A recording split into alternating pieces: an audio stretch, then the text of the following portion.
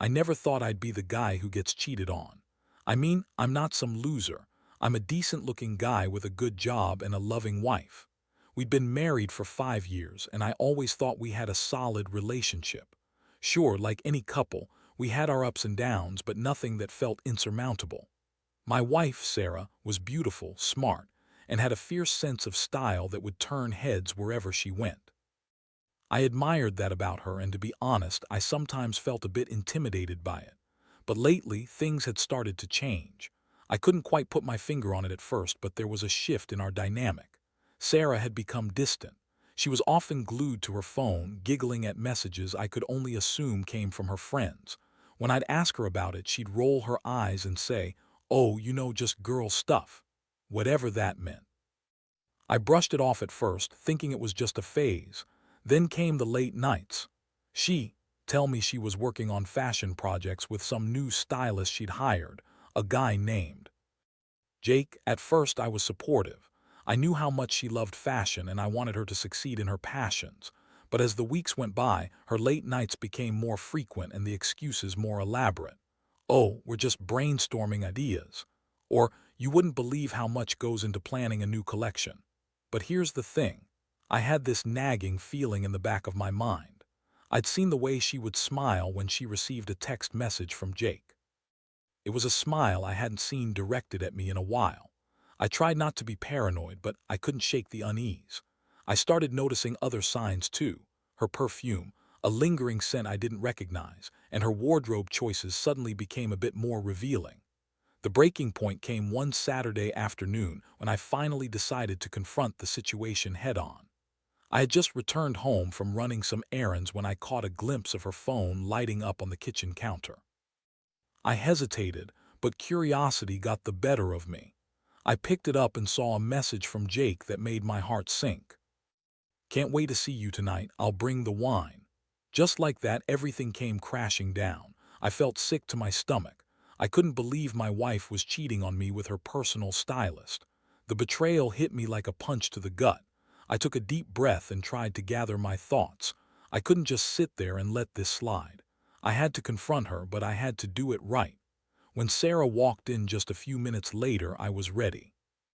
"We need to talk," I said, my voice steady despite the chaos swirling inside me.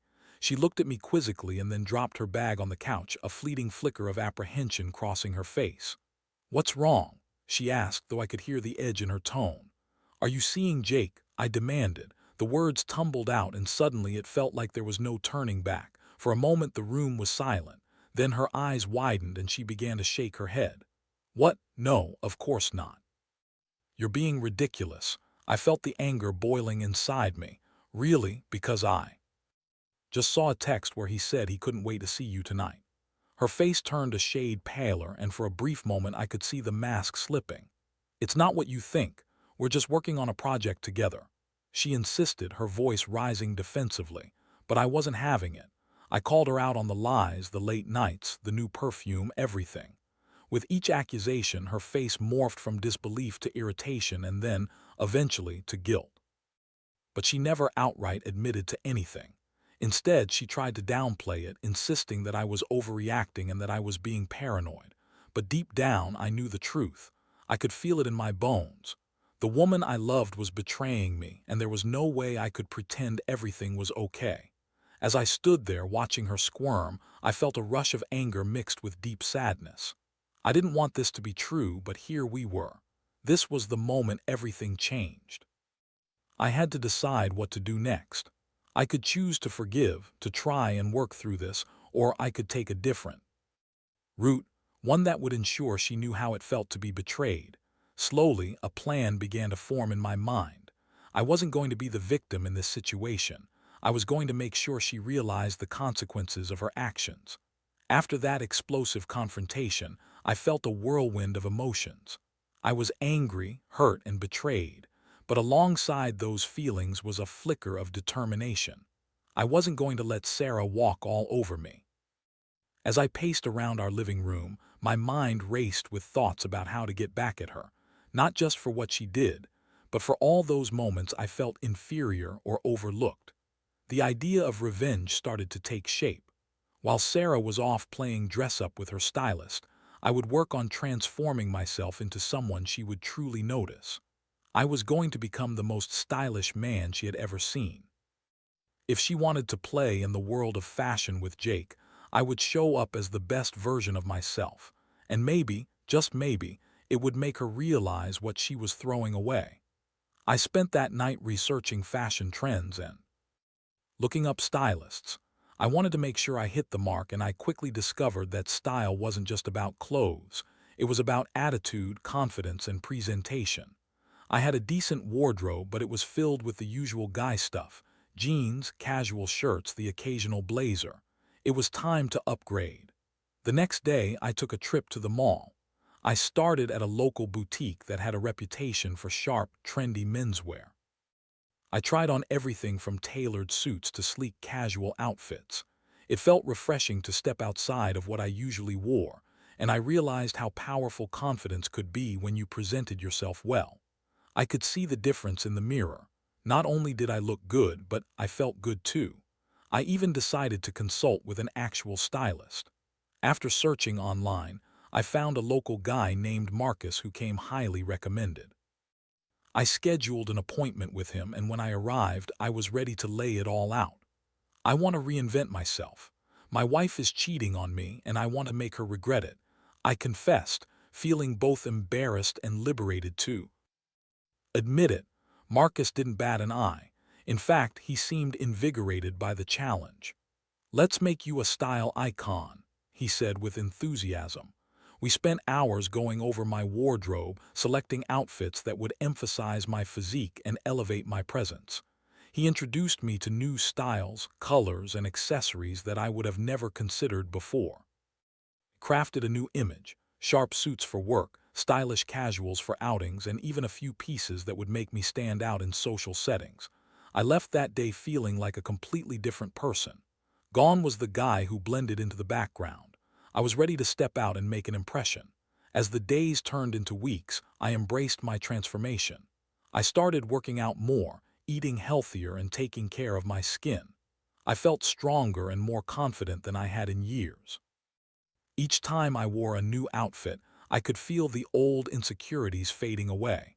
I received compliments from friends and even random strangers, which only fueled my resolve.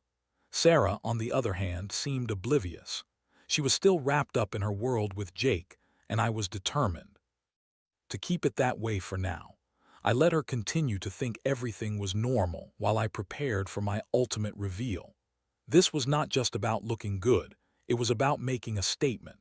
I wanted her to see what she was missing. After about a month of this makeover, I decided it was time for phase 2 of my plan.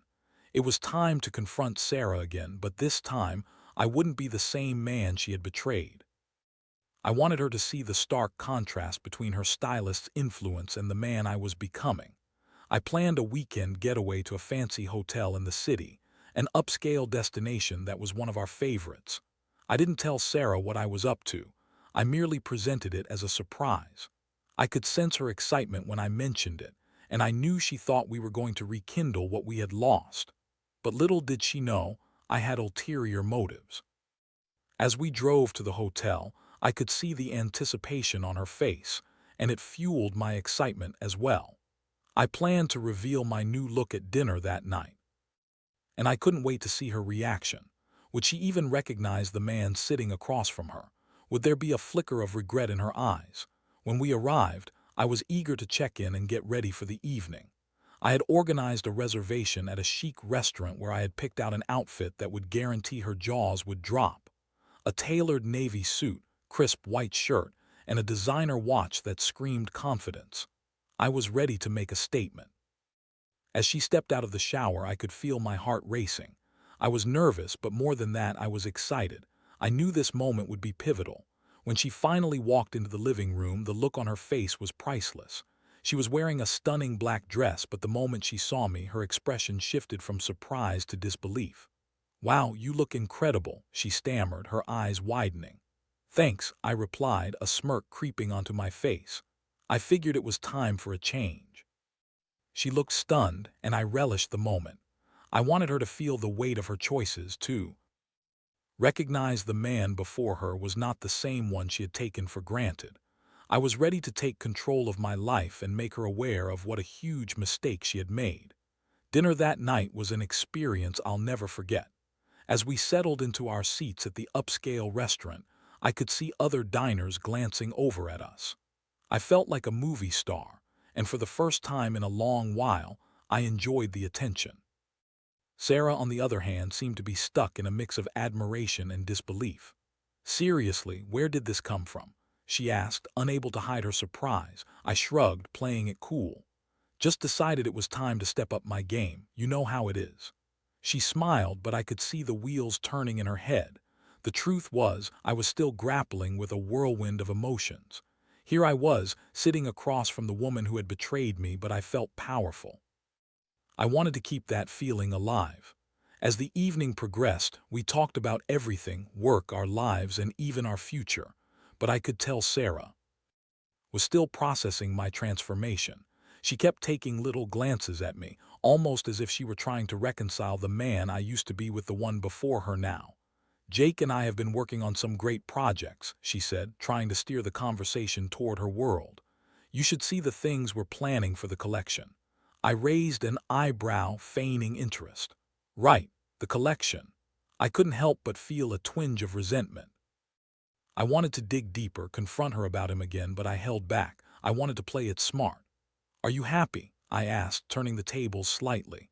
"Of course, I'm always happy," she replied a bit too quickly, the nervous edge creeping back into her voice. "Good, because I'm happy too. I'm finally feeling like myself again," I said, locking eyes with her. For a moment there was a flicker of something in her expression, maybe guilt, maybe regret. It was fleeting, but it was enough to fuel my fire. I wanted her to realize what she was missing, and I wanted her to see that I was not going to be the same man she once knew.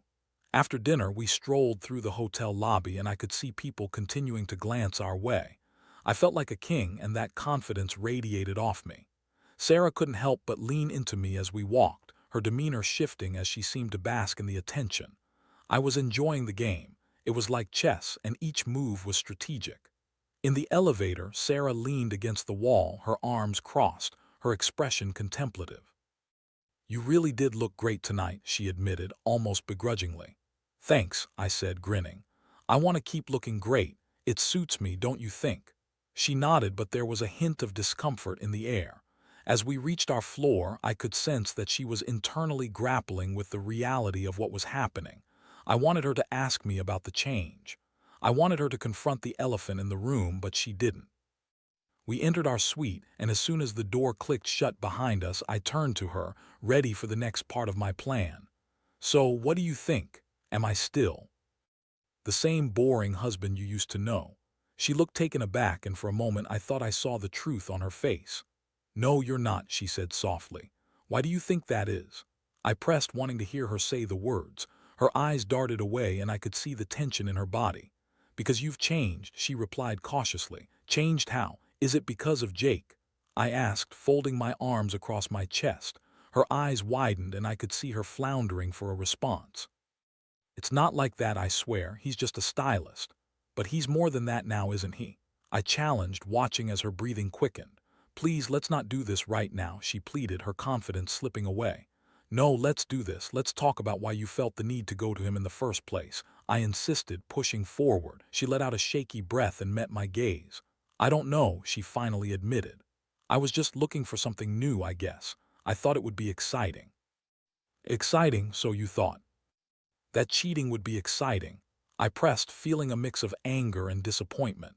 "Not like that, it just happened. I didn't mean for it to go anywhere," she exclaimed, her voice rising. "Didn't mean for it to go anywhere, but it did, didn't it?" I shot back, feeling the heat of the moment.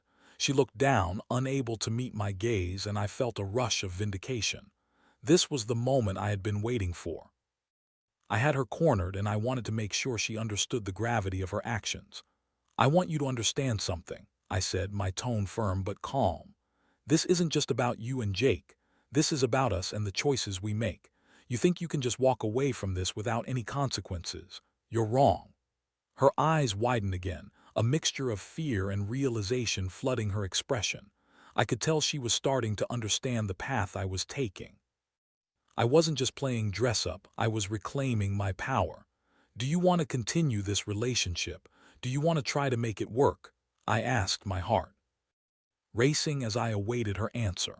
Of course I do, I love you, she blurted out, desperation creeping into her voice. Then prove it, I replied, and I could see the fear in her eyes as she realized that I was serious. It was time for Sarah to confront the reality of her choices. I wasn't going to let her walk away unscathed. I wanted her to understand the depth of what she had done, and I wanted her to feel the weight of the decisions we would face together going forward. But the question remained, would she truly choose me, or was she still wrapped up in the allure of excitement with someone else? I had my suspicions, but I was ready to find out. The night was still young, and so was the game we were playing. The tension in the room was palpable, and I could see that Sarah was struggling to find the right words. Her usual confidence had evaporated, replaced by something I hadn't seen in a long time: vulnerability. Finally, she gathered herself and took a step closer, her voice barely above a whisper. I messed up. I know I did, but can't. We just moved past it. We can work on our marriage, I promise. I wanted to believe her, I really did. But the betrayal still stung, and I wasn't ready to let her off the hook that easily. Sarah, it's not just a simple mistake. You didn't just forget to do the dishes or leave your shoes by the door. You broke trust. That's not something you can just sweep under the rug. She sighed heavily, her eyes shimmering with unshed tears. I know, I got caught up in everything. I thought I could explore this new side of myself without it affecting us. Exploring? You were sleeping with him, I shot back, my voice rising again. How do you think I'm supposed to just ignore that? I didn't sleep with him, she protested, sounding almost defensive. We never actually. You know, it was just flirting and the excitement of being around someone else. Flirting? Is that supposed to make it better? I asked, incredulous. Do you think I'd feel any less betrayed if you hadn't gone all the way? She opened her mouth to respond, but then closed it, her defiance slowly fading. I just wanted to feel wanted again, she finally admitted, her voice trembling. Wanted? You've always been wanted. I've always wanted you, I said, my voice softening slightly. But instead of talking to me, you chose to hide it all away. You put your trust in someone else. I know I messed up, she repeated, her tone more pleading now. But I want to change. I want to rebuild what we had. I'll do anything. Her words hung in the air, heavy with emotion. Part of me yearned to forgive her, to pull her into my arms and tell her it would all be okay. But the other part, a louder, more protective part, reminded me of the hurt I had experienced. I needed to make sure she understood that my transformation wasn't just about style, it was about reclaiming my self-worth. Do you really mean that? I asked, gauging her sincerity. Yes, I want to make things right between us. I'm willing to go to counseling, do whatever it takes. Her eyes were desperate now, and I could tell that she was genuinely afraid of losing me. Counseling would be a start, but it's going to take more than just showing up once a week, I replied, trying to keep my voice steady. You need to show me that you're committed to this marriage and that you're ready to put in the work. I'm not going to let you just slide back into our old routine and think everything's okay. She nodded, her expression serious. I promise I'll do what it takes. I'll be honest and open with you about everything. I could see the determination in her eyes, but a part of me still felt uneasy. You need to cut ties with Jake completely, I stated firmly. No more meetings, no more texts. I want you to focus on us. I understand, she replied, her voice steady. I'll tell him it's over. He was just a distraction. You're the one I want to be with. Good, I said, feeling a bit of relief wash over me. But I want you to understand that this isn't just about saying the right things. It's about changing your actions, too. I want to see you putting in the work. And so, we talked into the night. We discussed our relationship, our dreams, and the things we wanted moving forward. For every question she answered, I asked her another, wanting to peel back the layers of everything that had gone wrong. As the hours ticked by, we worked through some of the issues we had kept bottled up for too long. I shared my frustrations, my insecurities, the moments I felt neglected and unappreciated. And to her credit, she listened. I could feel her genuinely trying to understand where I was coming from, but even as we talked, I still held a cautious distance. I wasn't ready to fully forgive and forget. I didn't want to be the guy who ignored the red flags just because he had a glimmer of hope. As dawn approached, I finally broached the topic I had been avoiding. "What about Jake?" I asked, my heart pounding. "You need to cut him off. I won't accept anything less." Her face tightened at the mention of his name. "I will. I swear I will, but can we do it in a way that doesn't involve drama? I don't want to make it worse." "No more talking to him, Sarah. It's over." I felt a sense of finality in my voice, and I could see the realization wash over her. "I will," she said softly, almost as if she were trying to convince herself. "I'll text him right now." I watched as she pulled out her phone, her hands trembling slightly. As she typed, I fought an internal battle. Part of me wanted to reach out, to comfort her, to tell her that we would get through this. The other part of me wanted to watch her struggle, to see the weight of her decision sink in. After a few moments, she hit send and looked up at me, her expression a mix of relief and anxiety. "I did it," she said softly. "Good," I replied, not allowing myself to feel too optimistic just yet. "But this is just the beginning. You need to prove to me that you're committed to fixing this." "I will. I promise," she repeated, and this time I could see the determination in her eyes. As we settled into an uneasy silence, I felt a glimmer of hope mixed with trepidation. The road ahead was uncertain, but at least we were on the same page now. I had taken control of the narrative, and I was determined to ensure that our relationship didn't become another casualty of her impulsive decisions. But even as I held on to that hope, I couldn't shake the feeling that the battle was far from over. We had work to do, and it was going to take more than just promises to heal the wounds that had been inflicted. I was ready for the challenge, but the question remained: would Sarah be able to keep her word, or would this all be just another empty promise? In the days that followed our intense night of confrontation and discussion, I felt a mix of optimism and anxiety. Sarah was trying, that much was clear. She was more engaged, communicating openly, and seemed genuinely committed to making amends. But I couldn't shake the shadow of doubt that lingered in the back of my mind. Trust, once broken, is not easily repaired. We started attending couples counseling, and I found it both helpful and challenging. The therapist guided us to address issues we had buried beneath the surface for too long. Sarah opened up about her feelings of inadequacy and how she had sought validation outside our marriage. I listened, trying to understand her perspective, even as memories of her betrayal clawed at my self-esteem. Every session forced us to confront uncomfortable truths. I shared my feelings of neglect and the times I felt like an afterthought. Sarah listened, and I could see genuine remorse in her eyes. But the lingering question was whether she would truly change, or if this was just a phase, an effort to patch things up temporarily while she figured things out with Jake. One evening, after a particularly intense therapy session, Sarah suggested we go out to celebrate our progress. I hesitated. Part of me wanted to keep things light, to feel like we were moving forward, but another part of me felt like we were still in the middle of a storm.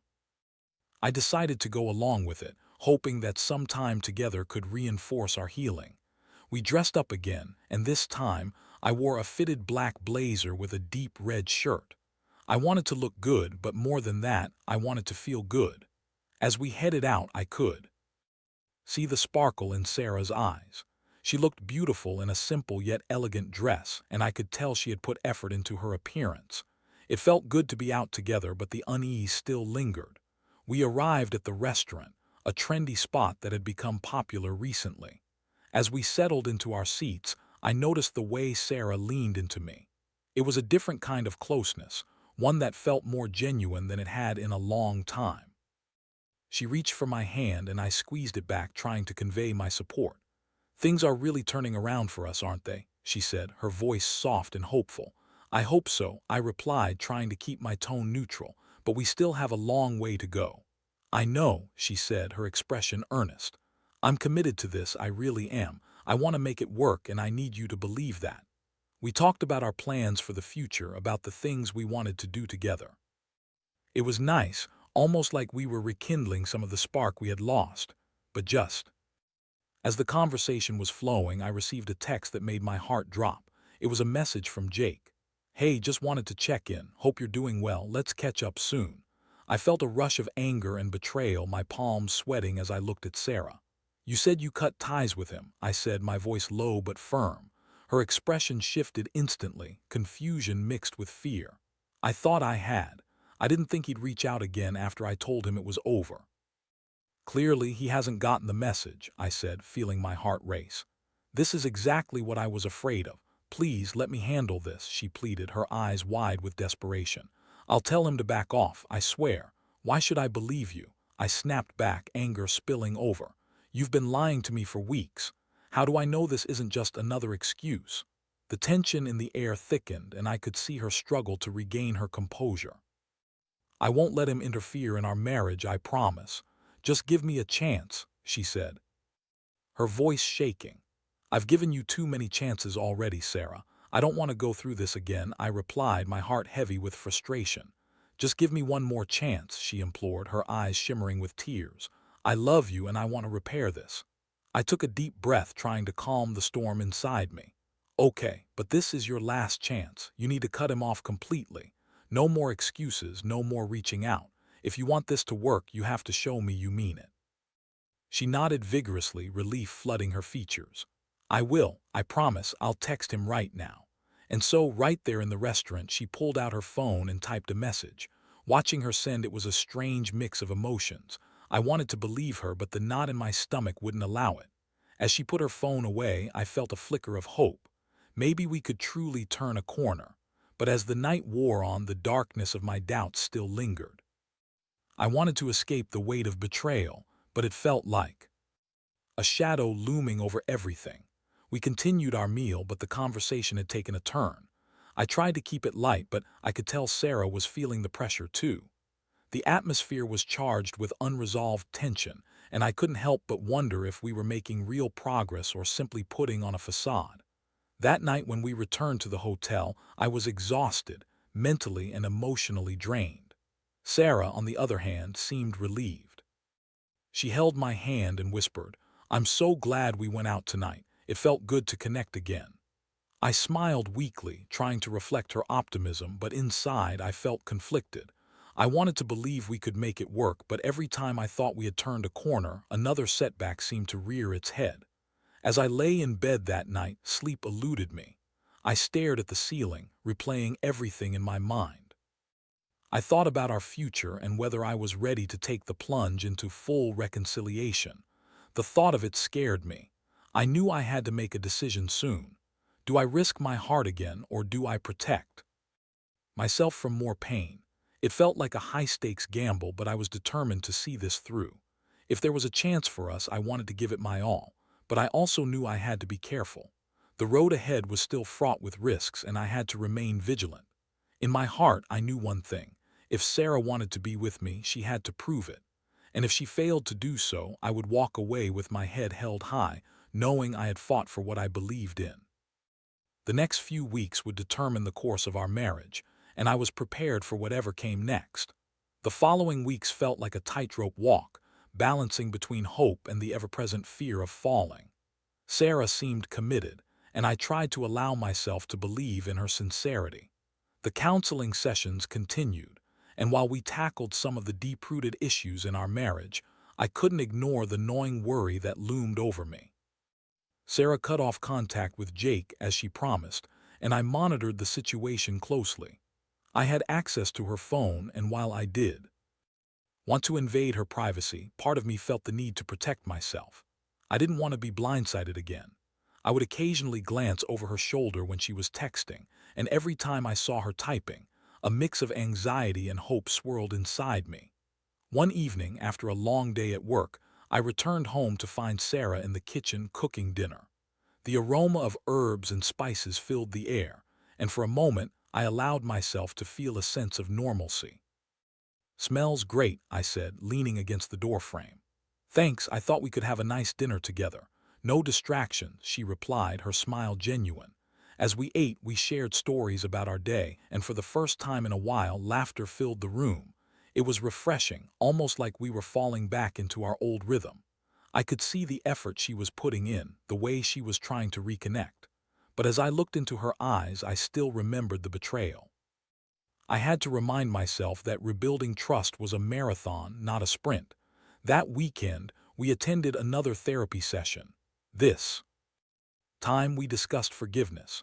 Forgiveness is more than just a word, the therapist explained. It's an action, a process. It takes time and understanding from both partners.